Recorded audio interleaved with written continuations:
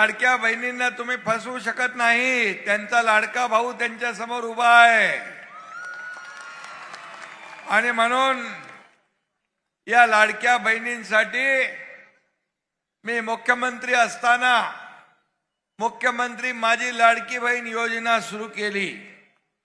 अनेक लोकांनी त्याला विरोध केला, अनेक लोक कोर्टात गेले, अनेक लोकांनी त्याच्यात खोडा घातला, पण माझ्या लाडक्या बहिणींनी त्यांना चांगला जोडा दाखवला आणि त्यांना घरी बसवला। लाडकी बहीण योजना, लेक लाडकी लखपती योजना, एसटी मध्ये 50% सवलत देण्याचा निर्णय, माझ्या मुलींना उच्च शिक्षण मोफत मिळालं पाहिजे त्यासाठी योजना, शेतकरी सन्मान योजना, त्याचबरोबर पीक विमा योजना, ज्येष्ठांसाठी वयोश्री योजना, युवकांसाठी मुख्यमंत्री युवा प्रशिक्षण योजना। त्याच्यामध्ये थोडी अडचण आहे, ती देखील आपण दूर केल्याशिवाय राहणार नाही आणि युवकांची देखील योजना सुरू राहील। या सर्व योजनांमध्ये माझी लाडकी योजना कुठली असेल तर मुख्यमंत्री माझी लाडकी बहीण योजना। ओवाळणी दर महिन्याला मिळते ना, आणि म्हणून कोणी माईकाला आला तरी लाडकी बहीण योजना कधीही बंद होणार नाही। उलट 1500 रुपये पत्रकार विचारतात, 2100 कधी देणार? मी त्यांना सांगितलं योग्य वेळी देणार, देणार म्हणजे देणार।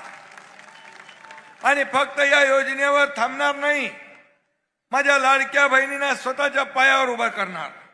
अनेक माझ्या लाडक्या बहिणी एकत्र येऊन छोटा मोठा व्यवसाय करू लागल्या।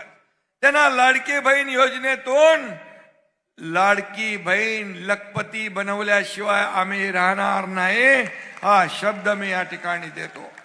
मी आपल्याला एवढंच सांगतो की या लाडक्या बहिणींना योजना देत असताना माझ्या मनामध्ये पूर्वीचे दिवस होते। मी देखील एका शेतकऱ्याच्या कुटुंबातून जन्माला आलोय, एक सर्वसामान्य कुटुंबात माझा जन्म झाला। मी त्यावेळची परिस्थिती पाहिली आहे, माझ्या आईची माझ्या पत्नीची काटकसर पाहिली आहे, महिना कसा भागवायचा, कशी काटकसर करायची हे मी डोळ्यांनी पाहिलंय। आणि मी जेव्हा मुख्यमंत्री झालो तेव्हा ठरवलं की माझ्या लाडक्या बहिणींसाठी मातांसाठी काहीतरी निर्णय घ्यायचा, आणि त्यातून लाडक्या बहीण योजनेचा जन्म झाला। आता कोणीही ती योजना बंद करू शकत नाही। आणि म्हणून शेवटी एका शेतकरी कुटुंबातला मुलगा या राज्याचा मुख्यमंत्री होतोय, अनेक लोकांना पचनी पडलं नाही, अनेक लोकांना हजम झालं नाही। रोज मी मुख्यमंत्री असताना 2.5 वर्ष शिव्या शाप, टीका टिप्पणी, बसता उठता एकनाथ शिंदे, झोपताना एकनाथ शिंदे, स्वप्नात सुद्धा एकनाथ शिंदे, आरोप आरोप आरोप। पण एकनाथ शिंदेने त्या आरोपाला आरोपाने उत्तर दिलं नाही, कामातून उत्तर दिलं। टीकेला टीकेने उत्तर नाही तर कामातून उत्तर दिलं। म्हणून 2.5 वर्षामध्ये एवढं काम केलं, लोकाभिमुख कल्याणकारी योजना केल्या, विकासाला चालना दिली, महाराष्ट्र सर्व क्षेत्रामध्ये पुढे नेला। आणि म्हणून मला त्याचा आनंद आहे।